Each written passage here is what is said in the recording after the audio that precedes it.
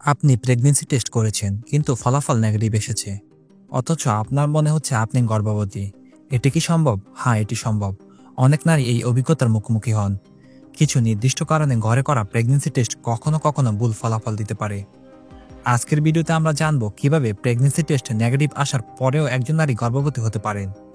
তাই ভিডিওটি সম্পূর্ণ দেখুন, কারণ প্রতিটি তথ্য আপনার জন্য গুরুত্বপূর্ণ হতে পারে।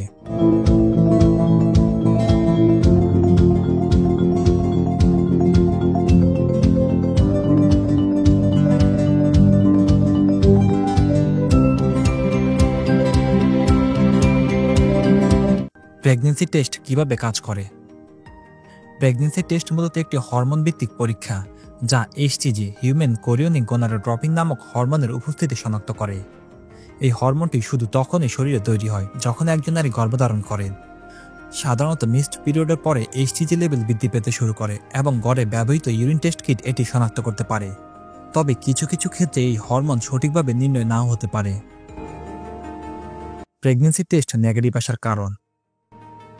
প্রেগন্যান্সি থাকা সত্ত্বেও বিভিন্ন কারণে এই প্রেগন্যান্সি টেস্ট নেগেটিভ আসতে পারে।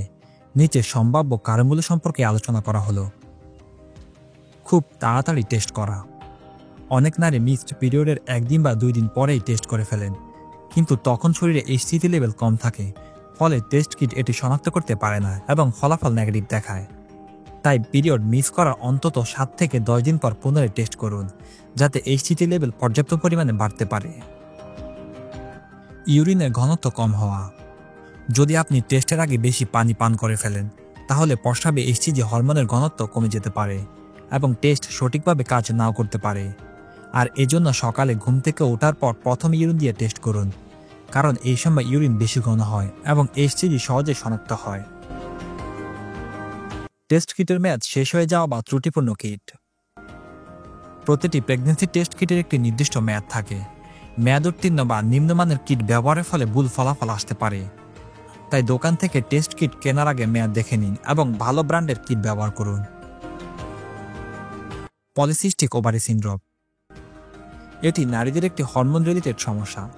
এক্ষেত্রে নারীদের ওভারিতে এক বা একাধিক সিস্ট পাওয়া যায়। যাদের পিসিওএস অর্থাৎ পলিসিস্টিক ওভারি সিনড্রোম রয়েছে, তাদের পিরিয়ড অনিয়মিত হতে পারে।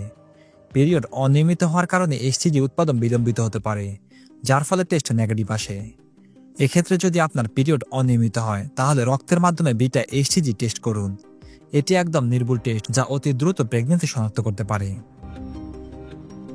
ইমপ্লান্টেশন দেরিতে হওয়া।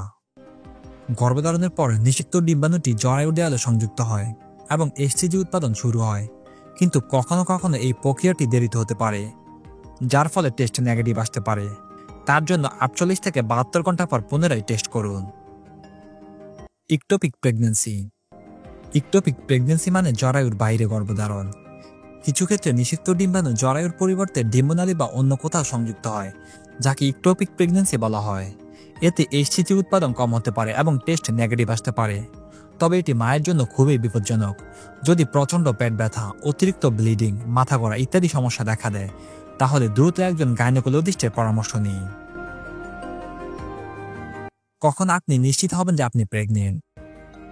যদি আপনার টেস্ট নেগেটিভ আসে কিন্তু নিম্নলিখিত লক্ষণগুলো দেখা দেয়, তাহলে আপনি প্রেগনেন্ট হতে পারেন। যেমন পিরিয়ড মিস হওয়া, বমি বা বমি বমি ভাব, বুক ধড়ফড় করা বা ক্লান্তি অনুভব করা, ঘন ঘন প্রস্রাব হওয়া। এক্ষেত্রে আপনার করণীয় কি? রক্তের মাধ্যমে বিটা এইচসিজি পরীক্ষা করুন, কারণ এই পরীক্ষা ঘরে করা টেস্টের চেয়ে অনেক বেশি নির্ভরযোগ্য। যদি এতেও কাজ না হয় এবং আপনার সন্দেহ হয়, তাহলে একজন গাইনোকোলজিস্টের পরামর্শ নিন। প্রেগন্যান্সি টেস্ট নেগেটিভ আসার পরেও আপনি গর্ভবতী হতে পারেন, কারণ ঘরে ব্যবহৃত কিট সবসময় 100% নির্ভুল ফলাফল দেয় না। তাই সঠিক সময়ে টেস্ট করা, ভালো মানের কিট ব্যবহার করা এবং প্রয়োজনে রক্ত পরীক্ষা করানো খুবই গুরুত্বপূর্ণ। যদি কোনো সন্দেহ থাকে, তাহলে দেরি না করে চিকিৎসকের পরামর্শ নিন। এই ভিডিওটি যদি আপনার উপকারে আসে, তাহলে লাইক, শেয়ার এবং চ্যানেলটি সাবস্ক্রাইব করতে ভুলবেন না। আরও গুরুত্বপূর্ণ স্বাস্থ্য বিষয়ক ভিডিও পেতে আমাদের সাথেই থাকুন।